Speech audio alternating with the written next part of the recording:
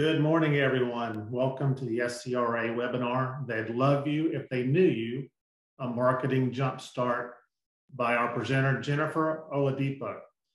My name is Russell Cook. I'm a Director of Academic Innovations at SCRA. Welcome again to our webinar.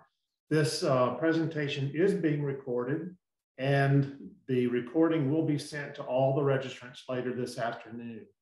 If you have questions, please type them into the Q&A chat box down at the bottom, and we will get to those. And now I'm going to introduce Jennifer. We're really pleased to have her with us today. Jennifer is the principal and founder of Jenno company. She's an award-winning journalist who previously led public relations for a global Fortune 200 technology company and created content for national and global medical device companies. She remains engaged in target industries as a writer for national and international publications focused on science and technology sectors.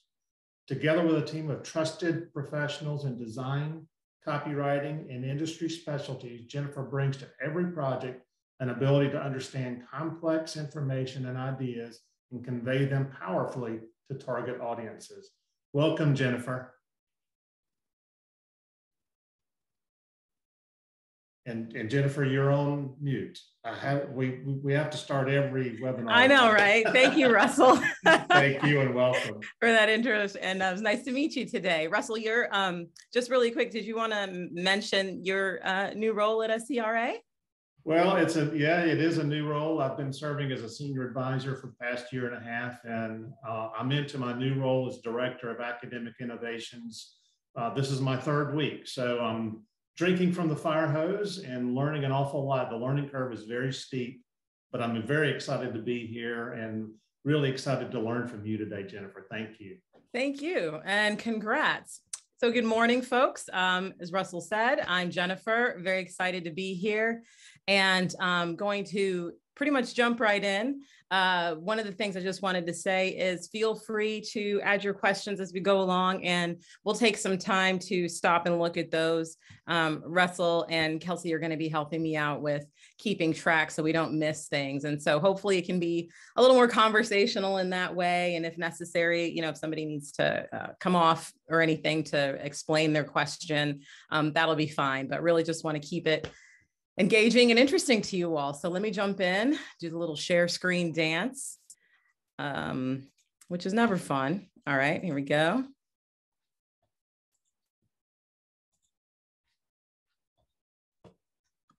And I hope you are seeing, they'd love you if they knew you.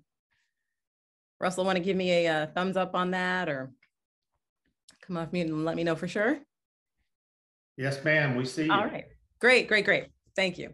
All right, so basically, the reason I chose this title is just because I feel like with so many of the companies I work with and talk with, especially smaller ones and startups, it's always great how you're blown away by the amazing things they're doing, the amazing things they can do, the talent they bring, the impact that they can have on their market or on the world, but they just struggle to get the word out, don't know where to start, or maybe have had some fits and starts that haven't worked. And so this is really, if you find yourself in that phase, this is really going to be helpful to you.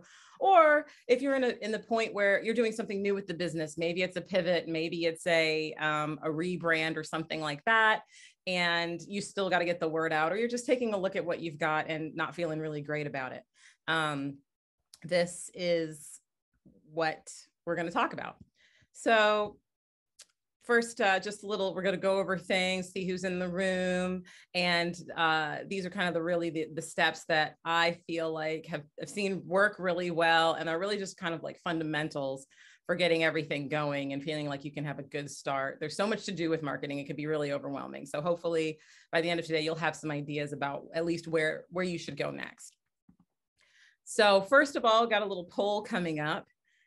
Just want to know kind of the ages of the businesses in the room. So, we're starting. Okay, the question's starting with customers and clients. So who are your customers and clients?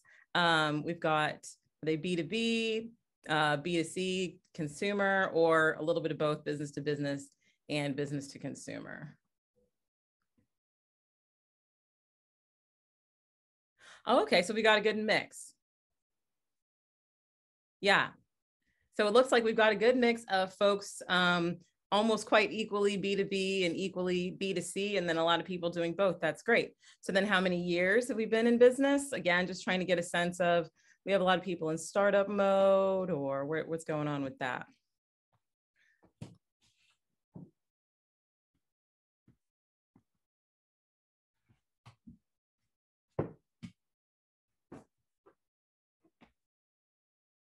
Okay, great. Lots of startups. So the vast majority, 1 to 3 years, and a tiny bit in the 8 plus, 15 plus years. Okay, awesome. That's good to know. Thank you. So here's a little tiny bit about me. Basically, I've done something in communications for my whole career. So journalism has always been a part of that. If I wasn't working journalism daily, I was doing it on the side while working some kind of communications or program management or something like that. And you got the info there. And then just a little bit about my company, but Russell pretty much did a great job in the info, just talking about what we do. But it's content strategy. And for the past 7 years, been pretty much focused on life science and tech companies and that kind of thing, which is why I am here with SCRA now. Okay, so getting right into it. One of the first things that everybody, it doesn't matter what size, what age, tends to try to skip over or maybe not pay enough attention to is mastering your messaging. So your messaging is, how do you talk about yourself in the world? Like, what are you saying while you're out there? And it's really important that unfortunately, the trash people are coming by right now. So sorry about that noise in the background. If you can hear it, they won't be long. But your messaging is how you're going to position yourself. And what is your tone? What are these sorts of things? So the most important step that almost everybody steps over is we start thinking about, what do I want to say? What do I want to say? What do I think is super important? But really, it needs to dial all the way back to your customers, your clients, whatever your target audience is. What do they need to know? When I was doing the promo for this, I made a couple of jokes about, talking to your mom or your family or something like that about your business. But again, that's a really good way to think about it, because each of those people is going to need different information. Funders want different information from potential product users. And potential product users want different information from people you may be trying to bring on board as talent or on your board or that sort of thing. So for every group, you really want to put yourselves in their mindset. What do they need to get out of the equation? And then we get into, okay, great. What do you have to offer that fills that gap? So that's why I say here that your audience might be segmented. You may have a really targeted product for a really targeted audience, and so that's going to be easier for you. If not, if you have more diverse products and services and a more diverse audience in terms of how they're going to use your products and services, then there may not be. Another thing these days is to really know not only how people are thinking about what you do or what it is you offer, but how they're talking about it. And that's going to be really important, because the thing that you want to be able to do is let them know you know them. And so search terms, hashtags, all that's going to be important for some of the stuff that we're talking about later, but also industry terms. One of the biggest things I've seen, even in B2B folks, where you've got like a technical group talking to a technical group, for instance, maybe it's IT folks selling to life science folks who are, outfitting a laboratory or something like that. They're each in their silos using their different terms. And so the IT folks trying to sell a product are going to talk about, maybe, they'll talk about maybe things about endpoint or things about the edge when they're talking about connected devices. Whereas the people on the inside in the lab, they're going to want to talk about collaboration. So those kinds of things, being really mindful and really just digging into your audience's world pretty much to see how do they talk about the things you're talking about, because they want to know that you know them. And then secondly, know yourself. This is another one where it's kind of what tends to happen is people feel like, yeah, well, we know what we do. And there ends up being this sort of institutional knowledge that kind of bubbles to the top whenever it's time to communicate, whenever it's time to write something. Maybe it's part of a grant application. Maybe it's somebody's going to do a little talking on stage or on a video. And we've got these little different fragments and bits and pieces of things here and there. But haven't really internalized and standardized exactly who the company is. And a lot of times this is going to be very closely aligned with what you're doing with your actual business planning and your business planning documents. So that's going to be, you know, some of the positioning. If you've done a lot of that kind of thing and gotten it really clear, that's going to be great. It'll transfer into here, but maybe not. There are lots of times when I've walked, you know, in a room and sat down with some clients, and they just really haven't answered a lot of basic answers about what it is that really differentiates them from their competitors or what they're adding to the field.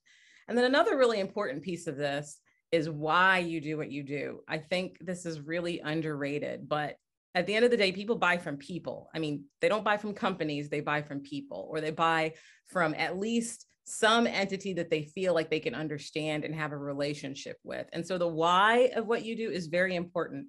And I think a lot of people, you know, tend to shy away from that because it feels unprofessional, or maybe it feels like it's a little too wishy-washy. But most people want to know what it is that drives the business. They love to know what it is that drives the individual. It just makes people feel more comfortable. So whether it's the change that you're wanting to make in your clients' lives and something real, you know, not, I mean, yes, if you want to say you're passionate about driving your customers to success, and that's true, then that's fine and say it. But why? What is it about their success that makes you passionate? So dig as deeply as you can.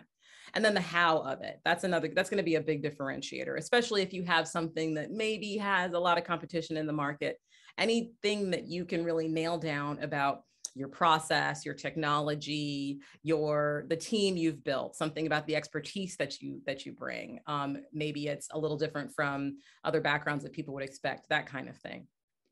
So when you know your audience and you know yourself, all that stuff is going to be in your key message platform. And this is actually a document that it can be 1 page or it can be 10 pages, depending on how in-depth you want to get. But this is going to be sort of like your institutional Bible. So when we talk, we're going to use this tone, we're going to use this language. It may have to be segmented by audience again, but this actually has actual copy blocks that you're going to use on your website, your social media, and you know, these would be things, maybe some of them would be taglines, some of them would be maybe a short description of what the company does, a long description of what the company does, but you're going to use this in your collateral. This is going to be your elevator speech. You're going to have it written down. It's going to be pinned down. It's going to be consistent so that anybody who is representing your organization is on the same page. And anybody who encounters your organization, no matter where or through whom or how, is going to keep getting the same message. And it's reinforced and they understand who you are. And that's how they get to know you. And that's how they get to like and trust you. So we're going to get to the part that I think causes a lot of people the most anxiety, and that's social media. Let me pause though. Any questions on messaging or, you know, checking out your audience, anything like that, or that process? Okay. Don't see any questions yet. I do see some messages that you're doing great though. Oh, well, thank you, folks. I can't see. Thank you, Jennifer. I can't see anything. I can't see myself. I just see the presentation. So thanks. All right. So social media drives everybody nuts. We're all hooked on it. So one of the biggest things that people do is underestimate the investment that it takes to do social media well. You know, maybe 7 or 8 years ago, it was organic, meaning you just show up and kind of engage with the platform as it's intended, and you got a lot of reach, you got a lot of engagement. Those days are gone because they actually didn't build it for us. They built it to eventually monetize and productize, and that's the world we're living in. So even if you never spend $1 though, you really have to spend the time on getting it right. And that may mean learning, depending on what capacity you have. That may mean employing an expert, depending on what your needs are. So just to put that out there, if you think social media is free, it's not free. There's going to be a cost to it. This is from the Content Marketing Institute. So just a general idea. I know we've got a diversity of folks in the room, but just a general idea of how this is from 2020. B2B folks are using the various platforms. And I would say, I don't have B2C numbers, but it's pretty much inverse, except for Instagram still isn't that huge, but you could pretty much just sort of invert the whole thing for how people are using it. But the numbers are still really big. I mean, it's the vast majority of folks. Nobody is able to really get away from it. I don't think we need to. They're great tools. One of the things about social media, though, that I'm going to say is, even though it's super important to do it and get it right, always make sure that you're owning something. So you don't want all your messaging and all your communications to be on these platforms that can change an algorithm and change their policies at any minute. So make sure that you do have a home on your website and through your email list at the very least, where you're able to communicate with your people and you can't just lose them at the blink of an eye. So in my own way here. All right, so figuring out which platform to use. Now that's a tricky one. Some people say you need to be everywhere. That's incredibly difficult, especially for, we've got a lot of younger companies on the line today. And a lot of times that means smaller companies. And even for bigger companies, everywhere is not a plan. So first of all, think about, what is it you actually need? Are you in a stage where you're really new and you just need people to know who you are and what you do? Is what you do kind of different? And so you have to do a lot of educating. Their different platforms lend themselves differently to those kinds of things. And I'll get to that in a second with a little more specific. What are you best at, right? Do you actually have some really great writers on your team who can produce a lot of content, who love to do it? Or do you have maybe just a lot of people who cringe at the thought? Are there people who can do it, but is there enough time? So what are you best at? Are you best at supporting folks? Are you best at connecting folks, bridging people together, both as an organization and as the individuals? Because that's another thing about social media. You want to have your organizational presence, and to as much a degree as possible, each of the people in your organization also needs to have a social media presence. Those are much more meaningful and impactful for people than whatever you're going to put on your company page. So they can really boost and highlight what's on your company page. So what are you best at as an organization, but also as individuals? What are you best at? Are you funny? Be funny. It's okay. You can be professional and you can be funny. Are you really good at connecting the dots and sort of looking out, into the future and understanding what's coming? Then that's great. That's great stuff to share on social media. That's true thought leadership. If you're really good at that, if you're just really good at reading the tea leaves, then do that on social media. If you are really good at breaking down something technical or breaking down processes or breaking down anything to help people understand it better, do that. The other thing to figure out which platform to go on is ask your customers, like, what do you use? What do you read? Where do you spend your time? Both for work and personally. Also ask them, when they're making their business buying decisions, what are they actually doing? Are they Googling? Are they YouTubing? Ask folks and then stalk them. So these days, that's pretty easy. Pop in some names, see where people show up. LinkedIn is really easy because if you get on someone's profile, you can actually see what they're posting, what they're liking. Go ahead and stalk them and it'll be really revealing. So spend a good amount of time on this, really understanding where it is the people you're trying to reach are showing up, and it'll really make sure you're maximizing your investments down the road. Now, what can you do for yourself, and what is, don't try this at home, not suitable for work? Some of the things that you can do yourself and probably should do yourselves are posting, and then I have influencer engagement there. And what I mean by that is liking, but even more importantly, commenting on other people's things, joining conversations.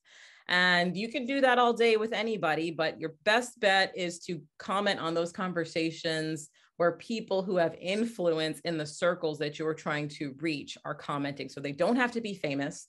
They don't even have to be, at the top of the company or the C-suite. They just have to be influential in the sphere of folks that you're trying to reach. So if you have somebody who's just a really excellent technical person, maybe at an organization that you're trying to get into, or maybe among a group of people that you're trying to get into, they're probably not going to be in the C-suite, and they may not necessarily be very well known outside of their industry, but you showing up in their same spaces and first of all, in front of them is going to make a difference. And that's just kind of on a social psychological level, but that's also how the algorithms work. It's going to feed people the things that it thinks they like. And so if you're showing up, they're engaging back with you, that's gold for social media. When it comes to videos, informal videos are great. You know, they don't have to be beautiful. It kind of depends on what you're going to do. You know, you don't want very long videos that are, sort of iPhone kind of things. That's gonna kind of grate on people after a while. We're trained to have a certain production value that we like to see long-term. So, but informal videos about what's going on with your company, something you're excited about, that's great. Personalized videos. So these are the kinds of things that you might inbox to somebody directly. So you're actually talking to somebody. When it comes to personalization, there's some programs out there that let you sort of personalized videos. And I may actually edit this slide to say personal video, because personalized, they'll just sort of give you a template to drop people's names in, and that feels personalized. It doesn't feel personal. So I'm talking about actual personal videos that you make for somebody that you're trying to build a relationship with. That's a great thing to do yourself. Again, that can be informal on your phone or on your laptop. Slideshows, those are really great for social media, especially LinkedIn. Those are something that you can probably do yourself if it's just a little bit of information and they're quick slideshows. They don't have to be beautiful.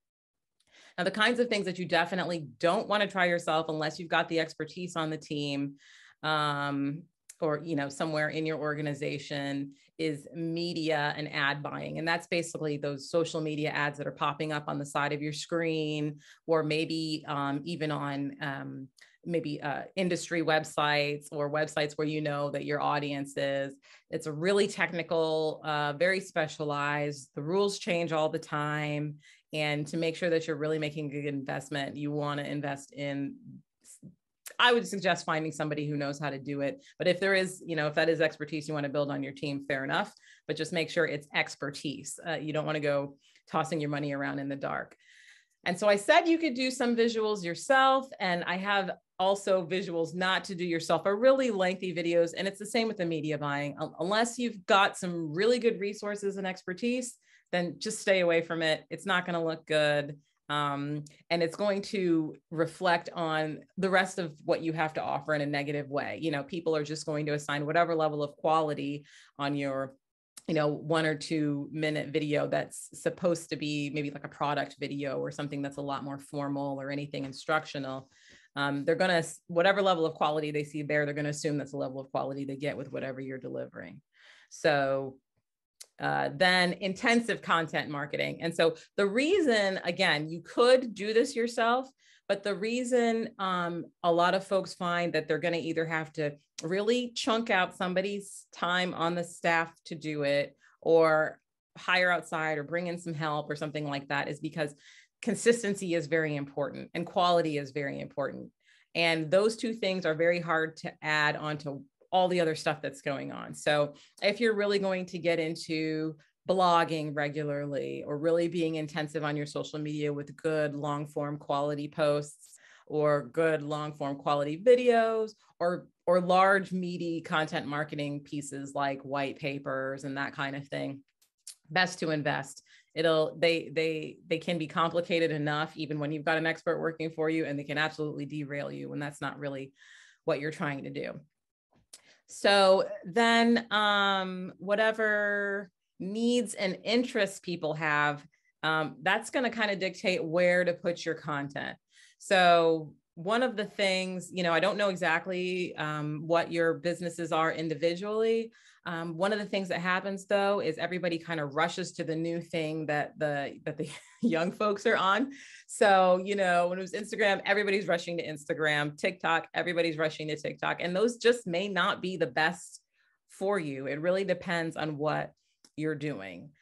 It is okay to not have a presence on every single social media platform. It's fine. Nobody is going to say, well, you know, I thought that they were experts in whatever, but I couldn't find them on Instagram, so I don't know anymore. That's not going to happen. That's just not the way people are doing their business shopping, unless your business is very lifestyle oriented, especially individual consumer oriented. Then yeah, folks might look askance if you don't have your Instagram presence. But just a few ideas to help you decide what it is, where you need to show up.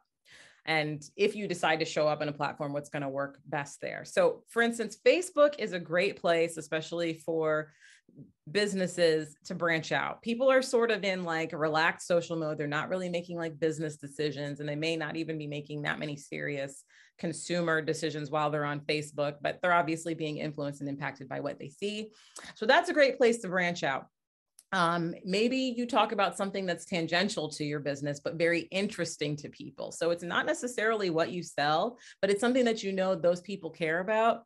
Create some videos and some content around that. And again, being consistent is really important. So that's a place to kind of, loosen up your tie a little bit, let's say.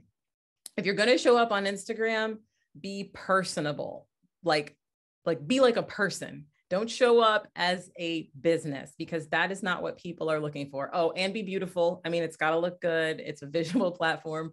That's the whole point. It needs to be attractive. There are lots of ways to be creative there, but just think about that's where you can really share the personality of your business. A great place when you want to show your company culture for recruiting talent. So people can get a sense of, are these really driven folks? Are these really fun folks, really laid back? All the kinds of things that are the personality of your organization. That's what you want to share on Instagram. And then also like the people, and you can be personable without getting too personal. So, I guess think about it like the kind of information you would share with somebody that you're meeting at a party. You're not going to get into your medical stuff. You're not going to get into your life trauma and drama.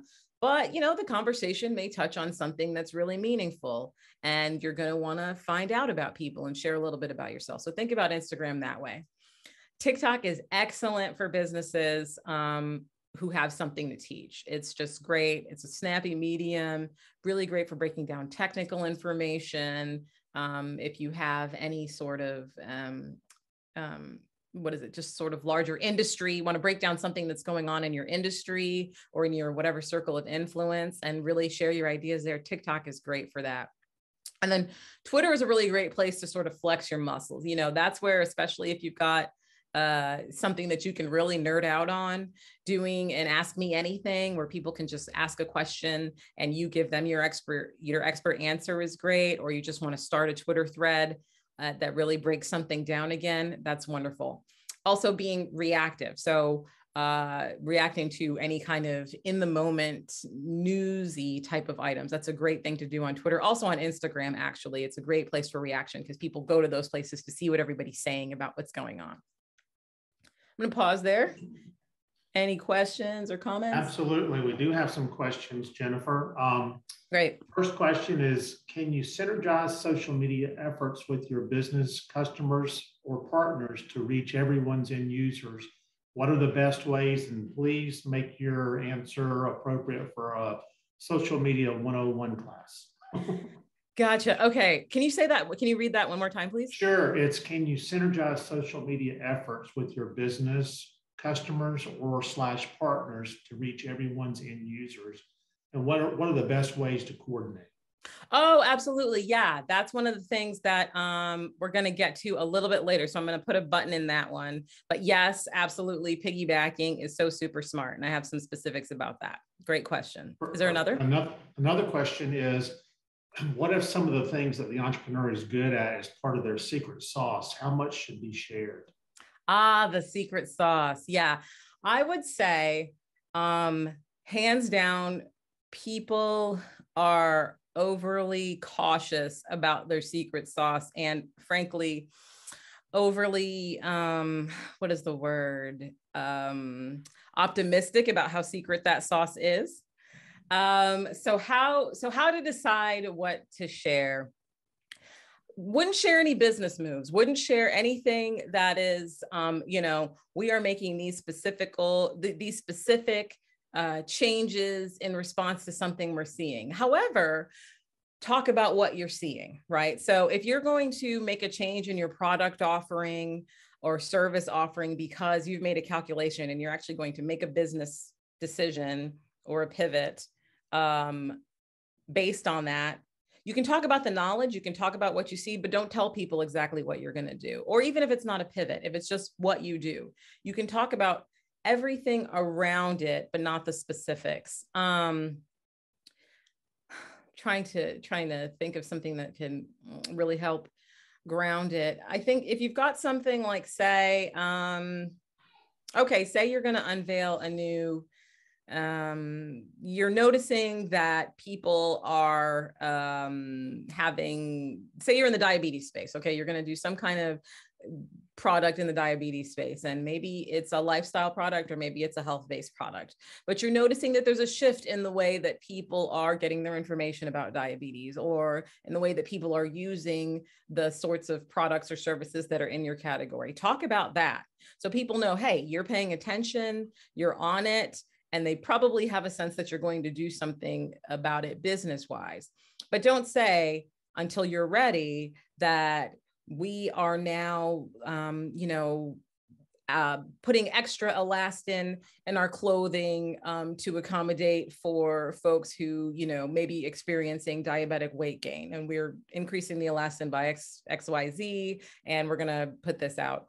Or we think that you can say something like, it's really important to change the way that people engage with their, diabetic home technology, but don't say, we are going to help change engagement by employing a bunch of nurses who are going to be on the back end of our thing. You know what I'm saying? Being really too specific. So hopefully that's helpful.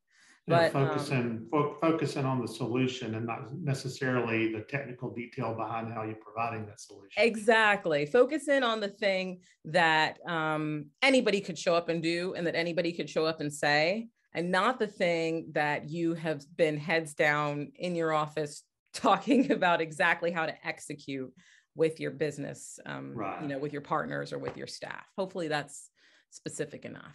That's very helpful. Thank you. I have one more question. Yeah. Is it recommended to take notice of how your competition is marketing and do the same thing? 100% yes. Pay attention and maybe do the same thing, maybe not. I mean, so the kinds of things that you want to, follow their lead on, again, this is when you're looking around, and if you're seeing that they're showing up on platforms and getting engagement and they're doing a good job there, you show up on that platform. You definitely do not want to do exactly what it is they do. I mean, obviously there's some things, posting, engaging, but you want to make sure that if you find out that they're on TikTok and they're going gangbusters with the exact individuals or audiences that you're wanting to reach, then yes, please go be on TikTok, but don't make similar videos. Go back to that, what are you best at thing, and what have your customers talked about, and what are your relationship needs, and respond to that. That's how you decide what to do. But yeah, if they're showing up somewhere and they're having success, that's where you need to be. I mean, there's no need to try to rewrite the playbook on that. And then also follow them around, definitely pay attention and see what you can do better. So I wouldn't do the same exact thing they're doing unless you know that you can do it better and distinctly, because you don't want confusion. If you're not going to knock it out of the park and do it a lot better than they do, then try to find something else, because you don't want to be like, well, was that company A or company B? Well, I can't remember, but anyway, I saw this great yada, yada. You're shooting yourself in the foot that way. You want them to remember what it was they engaged with and where it came from. That's great advice. Thank you, Jennifer. That's all the questions we have for now. Great. All right. So this is the get out there section, and we'll answer one of those questions from earlier. And basically, there are just lots of things that small organizations can do to get out there, to get them to, so now that you've figured out who you are, you've got your messaging down, you've figured out how you're going to show up on social media. Now you're going to get out there and let them love you. So this is a brief list, but hopefully gives you a sense of all the different ways that you can be showing up out there, and sort of my take on a few of them. So obviously events are important, whether they're virtual or in person. We're all going to have some kind of events that we go to. I recommend being the only one in the room as often as possible. And by that, I mean, okay, so for instance, I am pretty choosy and go to very few marketing conferences. I mean, these things cost a lot of money. You know, there are a lot of investment in time. So you're going to be choosy anyway. So me at a marketing conference, unless it's something that's going to just add a ton of value and I'm going to come out of there being able to level up and do my job better, I'm probably not going to go. Where I am going to go is to a life science conference, a med tech conference, an IT conference, where a lot of the people are not necessarily going to be marketing folks. Two reasons to do this. One, obviously, when you engage with people, you'll be memorable, you'll stand out. But the other reason is you're going to hear from the people that you actually want to communicate with.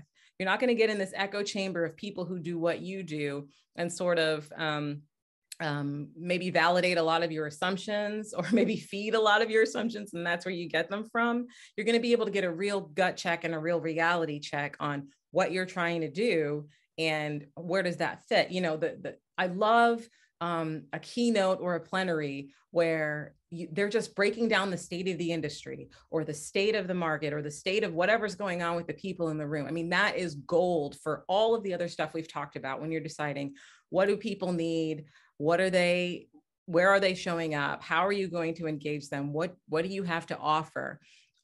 Being in their world, immersed in their world, is where you want to be. So when you're at events, get out of your box, get out of your echo chamber and go to those events. The other reason to be the only person in the room is you'll probably be a little intimidated and it'll make you stay quiet and you'll listen better. You know, you're not going to have people who are super excited about what you do all the time. They may not understand it. They may not care. And so you're just going to have to kind of be in listening mode. Obviously, you want to have those conversations, you know, as often as you can while you're in that space, but it's just going to put you in a really different space when you're sort of out of your world in somebody else's. So definitely do events, be the only one in the room, and people will definitely remember who you are, remember what you had to say. And then also you're going to be able to bring so much expertise to your communications. After doing that, you may need to go back to your key message and say, well, you know what? We've been saying this, but when I was at that conference for a day, half a day, 2 days, everyone was talking about this. Or, you know, we thought that this was really the most important aspect of our product or service, but what other folks are looking for or the way they're really using it or the problem they really need to solve is this part. So let's hype that up. So that's why I had to go to an event, get out of your comfort zone. So the piggybacking, doing it on someone else's dime. There are a couple different ways to do that. The first has to do with the question that was asked earlier. One of the things that is so great to do on social media, if you have a really good partner, it's called a social media takeover. And so maybe you're just teeny weeny, you don't have a lot of followers or visitors. You can partner up with someone else and ask to do a takeover for a day. So this may be something where they bring you on and do kind of an ask me anything where you get to show your expertise.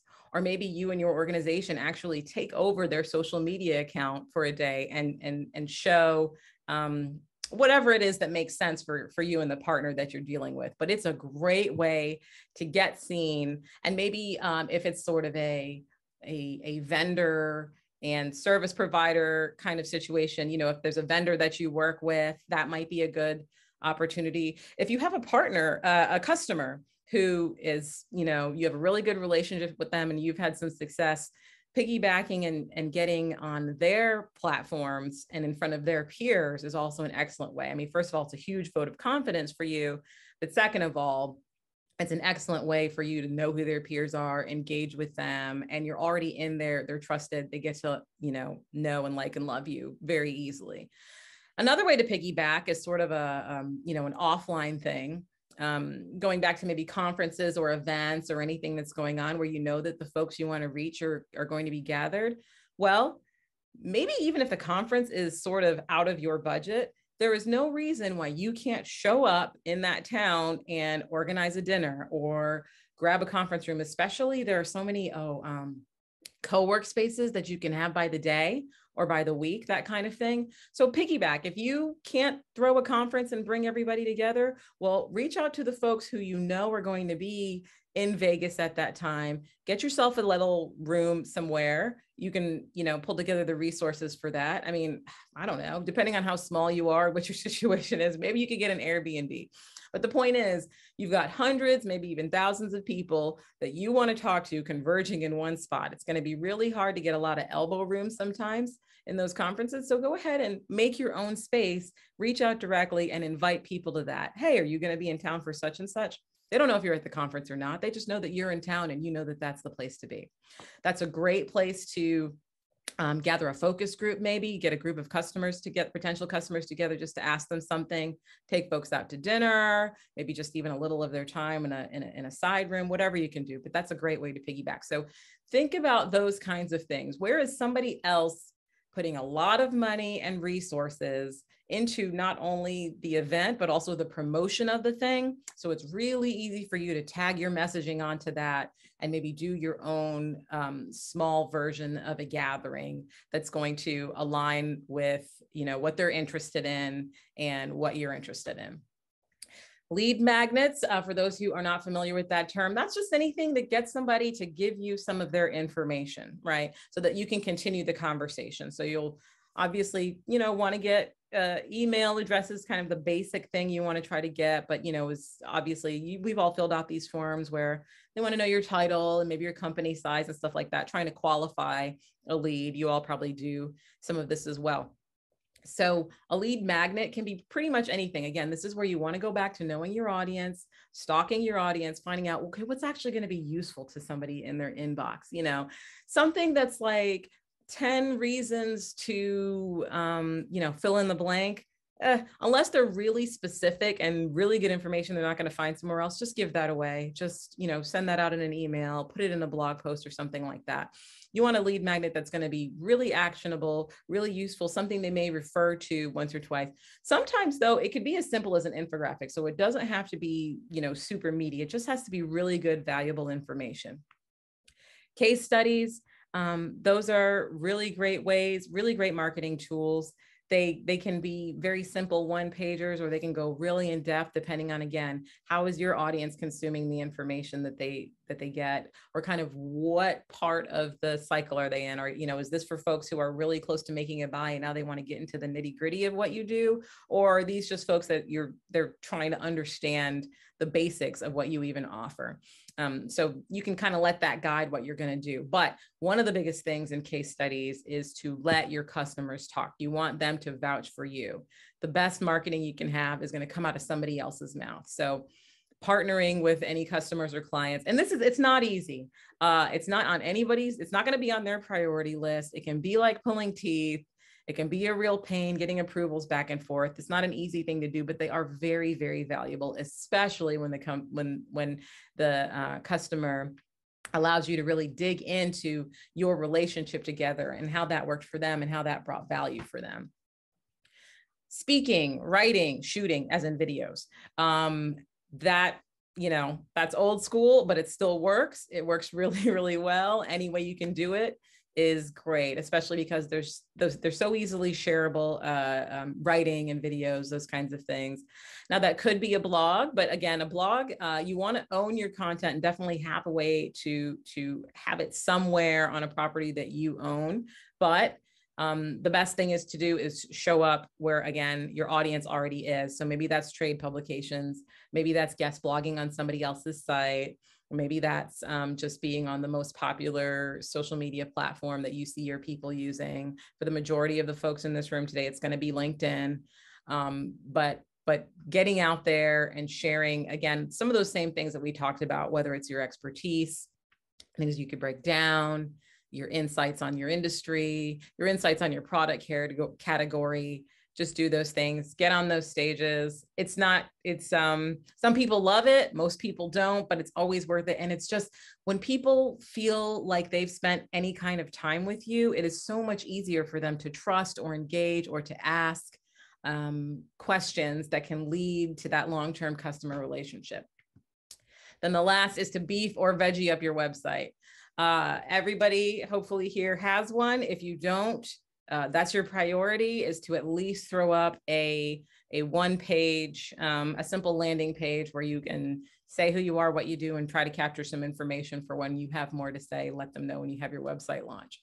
If you do have a website going on, here are some of the things to make sure that you're maximizing right now. One, I'm going to go actually backwards from what my list says. One is clarity. Again, this is, you're going to lean on your key message platform for that. So you can go through everything you've got. Is it clear what you do? Is it consistent? Are you using the same language? Does it flow well? Websites are not, they're not just like a digital business card that you kind of throw up there. It's really something that people are navigating and moving through in different ways. Make sure no matter where they enter or no matter what path they take, it makes sense. And make sure that for each audience, there's a clear path for them through your website to the information that you want them to have, through the information that they want to have.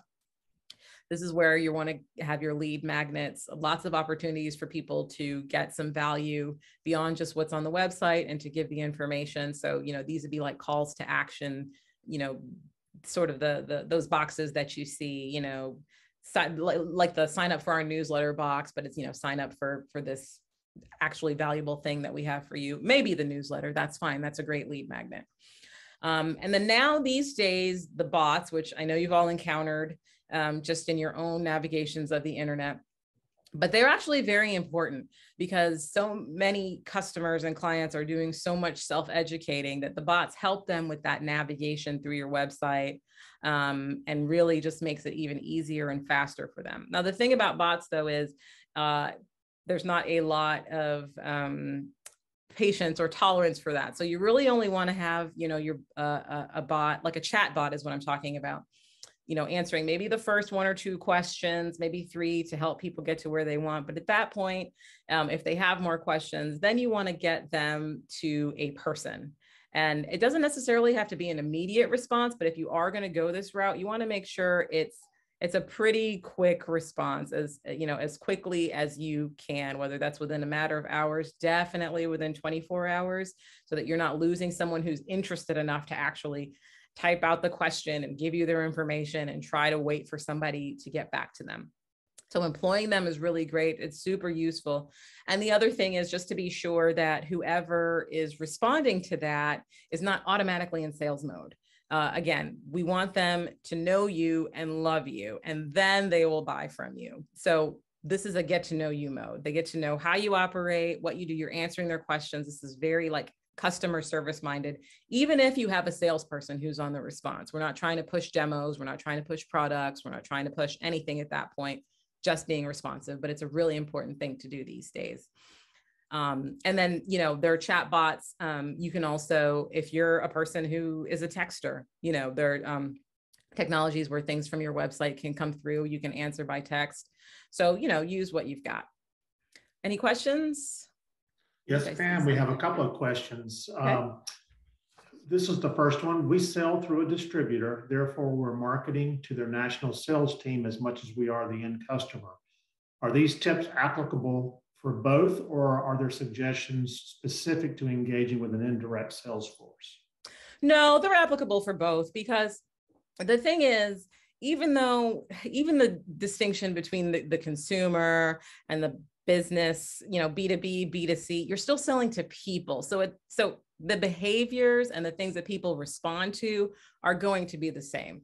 And the thing is, a lot of people think that, especially in sort of maybe technical and science areas, we feel like we're showing up with our rational minds on when we're shopping for work, we're making an important decision, and we think we're being rational, but we're still prone to the same emotional triggers. We're still making our decisions the same way. Now, there are some cues about professionalism that we're going to need to want to see to make a business decision, but really it's people buying from people. So no, it shouldn't matter if you're, whether it's the end customer or the distribution partner. That's great advice. Thank you. The next question is, can you recommend any free bot plugins? Oh, you know what? I can't, but if you shoot me an email, I'll be happy to look that up, because I know that there are a few. I just don't know them off the top of my head. And I know a few, but I don't know which ones are free. So yes, I'm happy to do so. And I think an email is coming out later, so maybe I'll just include it in that. I'll figure that out, but you can either shoot me an email, it's at the end, or I'll figure out how to get it out with the SCRA follow-up. That's great. Thank you. And that's all the questions we have right now. Awesome. Great, because we're just about out of time. And I just want to say, you can do this. It's such a, I mean, I don't know. I find it exciting, like the challenge of figuring out, okay, what's going to work? How do we talk to these people? I love nerding out on the research of the audience and then the research of the tools and how to put it all together.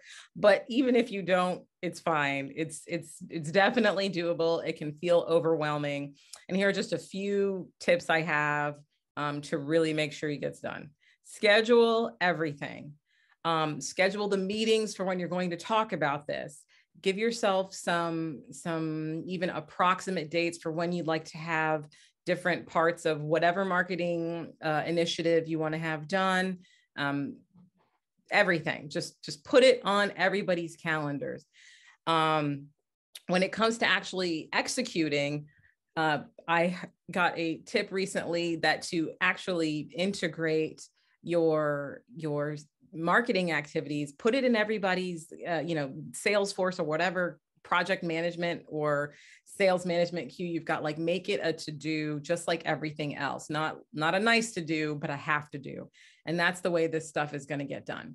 And so also that means sort of tying it to your existing processes. We all know how hard it is to start a new habit. That's on a personal level, that's on a business level. So anything that we're doing, link it as closely as you can to other things. If you haven't really had any real marketing discussions, tag 15 minutes onto the end of a standing meeting. Years ago when I was learning, starting meditating, I was like, I've heard people say, oh, I wish I had the time to sit down and meditate. Well, back then I was on public transit every day. And so I realized that the one thing I knew that there was, like, every single day during the week on my way to work, I was going to be standing in a certain spot and for a certain amount of time. And so I just started doing it there. And it was like magic. Like it was awesome. So if you can tag it to any existing processes you already have, do that. Any of these things, whether it's your content schedule, whether it's just the planning, tag it to something else. It's way more likely to get done. We talked already about, honing your key message. To me, I think this is the biggest thing. It's going to make everything else much smoother. Even if you don't do any of the execution yourself, if you've got your key messages honed, that is going to make it much easier to delegate the duties to somebody else. Evaluate everything. So this isn't just some sort of, it's not like a bow and arrow, you shoot it out there and then it goes. You always want to see what kind of feedback you're getting from people, see what kind of engagement you're getting on what you do, what's working. And that's from the beginning process, actually. This is evaluating from the beginning. So take a look at everything you're doing, all your touch points, whether it's, what's going on with your customer service, what's going on with your marketing, your website. Just look at every single thing and see what's going well, what's not working. What did you not, maybe you underestimated the impact that it's having. It's like, you know what? Chris over there, like, really has a lot of people on their social media page, commenting on their stuff all the time. Well, maybe piggyback on Chris's successes and start from there. It really, there's so many entry points. It depends on who you are, but you want to have a clear picture of where you're starting from to know where you want to go. And then think about what resources you have available. That's money and time, basically, and be realistic. So starting small is always good. Small and consistent is always the greatest place to start. And small, consistent, and building on something that's already working. That's kind of, if you can find something there, that's where your marketing plan needs to start, not with somebody else's blueprint.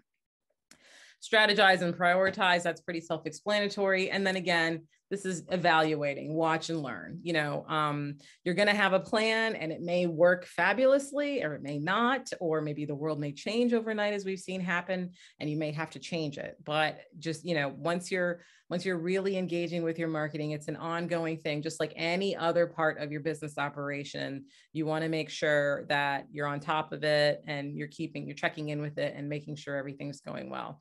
And remember, you're an entrepreneur. So instead of pulling back, people get so skittish about marketing, but remember, like, you're a person who is a risk taker. You are a person who has ideas. You are a person who has something to share and is eager to get it out there. So let that shine through in the way you approach marketing and in your marketing. You know, that's not a separate category of existence. You know, the types of folks who take the risk and take the chance and put in the effort and energy to even have and start a business in the first place are the types of folks who are poised to do so well with marketing, because you have what it takes. It's not easy. It's constant work. It's constant learning. It's constant response. And that's what entrepreneurs do. So I think I'm really happy for you if you're even, you know, taking some new steps, because you're already the person to do it. You've already got the team. I think that's it. Oh, this is just a few resources that get into some specifics. You all will get this afterward, but some very specific how-tos about things like what is in a key message platform and media buying. If any of those terms were, you know, kind of unfamiliar, I just kind of picked the ones that I thought might need a little extra digging in. And so here's my information, and I think SCRA will send it out as well. Please feel free to reach out with any questions or comments. Would love some feedback on this, because, you know, ask your audience, all that stuff. Practice what you preach. Oh, one thing I wanted to say also was, as far as what you do well and what you don't do well, this presentation, I used, you know, a template for this because I'm not a designer, and I, you know, didn't get it done fast enough to get it to a real designer. So that's the way that goes. But hopefully, you know, it's definitely like not, you know, if I had my druthers and could make it look top notch the way I wanted, this isn't what it would look like. But what really matters is what's in there and if it's valuable. So I just also want you all to keep that in mind when you're thinking about your resources. It's like, use what you can, and hopefully you got something out of it, and you won't even remember the goofy pictures that were popping up. This team of happy looking women. No one's ever that happy looking at paper. I don't know why they have this stuff like that. All right. That's it for me. Jennifer, you have given us a lot of interesting information today, and good. You are one terrific presenter. Thank you. You really are. You held us captive for the past hour, and we certainly do appreciate. Well, thank you so much. I'd like to remind the audience that this has been recorded, and you will be receiving a copy this afternoon. Also, please take the time to complete our webinar survey, and be on the lookout for upcoming SCRA webinars. And you can do that by looking at our news and events tab on the SCRA website. This concludes our webinar today. I think it's been fantastic. Thanks again to Jennifer. Thanks to Kelsey for running the controls behind the scenes. And thanks to all the participants. You know, we're coming up on Friday tomorrow, so let's all just finish the week very strong, and we'll see you next time. Thank you. Thanks, everyone.